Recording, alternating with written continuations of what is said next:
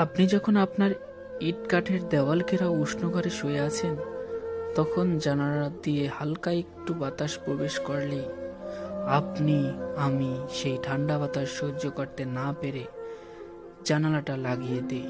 অথচ কখনো কি ভেবে দেখেছেন রাস্তার পাশে শুয়ে থাকা সেই মানুষগুলোর কথা, যাদের ঘর নেই, দরজা নেই, জানালা নেই, জীবনের প্রতি নেই কোনো চাওয়া, কোনো পাওয়া, কোনো আকাঙ্ক্ষা নেই, কোনো উচ্চাসা, শুধু রয়েছে টিকে থাকার লড়াই।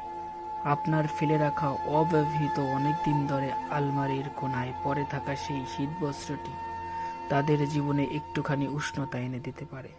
ভালো থাকুক প্রতিটি মানুষ কংক্রিটের দেওয়ালের ভিতরে অথবা খোলা আকাশের নিচে।